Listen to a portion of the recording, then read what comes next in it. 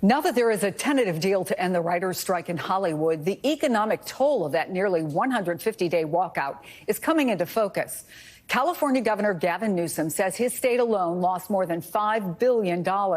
And thousands of workers who did not get paid say they've been struggling to keep their homes and their health insurance.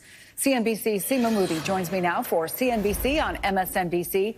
Also with me is Variety television editor Michael Schneider. Good to have both of you.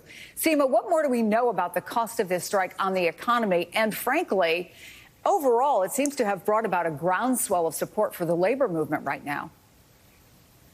It's a great point, Chris. The Hollywood strike did take a toll on California's economy, estimates ranging from $3 to $5 billion.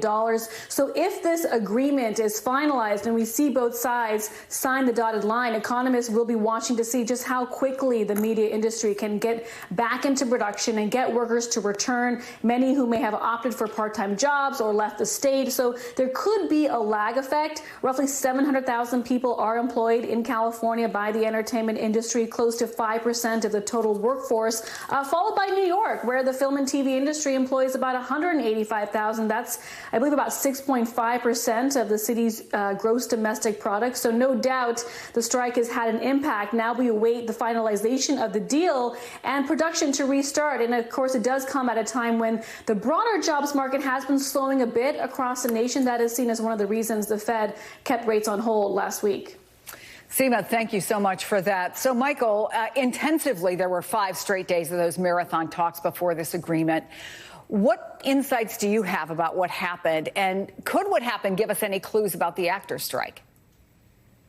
Yeah, no, absolutely. I think, first of all, the feeling is that the actors now are motivated as well to get a similar deal, and that there is sort of momentum as hopefully SAG-AFTRA and the AMPTP, the producers, sit down to talk over the coming weeks, and that we may see a resolution of that strike, hopefully within the month.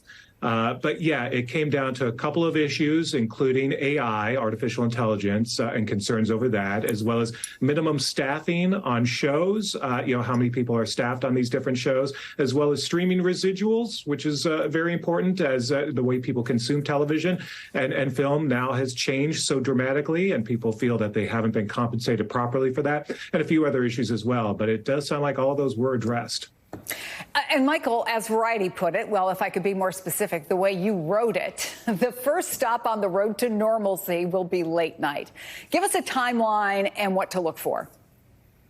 Yeah, right now it's looking like people are already being called back to work. So in the coming days, once the WGA does give the go-ahead, writers can be back on staff and can start prepping for these shows. And within a week or two, we'll see the late night shows come back. Some will come back sooner than others. Bill Maher, for example, his show on HBO, he had planned to bring it back last weekend. Now it's probably likely he'll bring it back this weekend. The daytime shows, which had planned to return last week, will probably be back maybe as soon as next week, followed then by late night. But yeah, that'll be the first sign of normalcy coming back to Hollywood, is seeing the talk shows back in production. Let's talk about the movies. Those are very complicated things. They often involve being in complicated places with lots and lots of people on set. What does that picture look like, and how much of a struggle will it be to get all of the various parties together to get those productions back up and running, assuming that there is a deal with the actors? Yeah, I mean, the good news is, especially with long lead projects like film and a lot of television shows, those scripts have already been written. So it comes down to SAG-AFTRA doing a deal.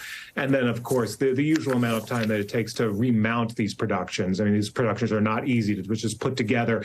And when things went to a halt, crew members scattered across the country, and you got to get crews back together. You got to find studio space. There is going to be a huge crunch, especially at the start of the year, a real frenzy, as we're calling it. The great restart happens. And, there's a finite number of people who can work on these productions. So I think, and a finite amount of studio space. So you are going to find a huge crunch as everyone tries to get back into production at the same time. Yeah, big crunch, although I have a feeling that sigh of relief is going to sound a lot like the Santa Ana winds. It's going to be so loud. Michael Schneider, thank you so much. It's always good to see you.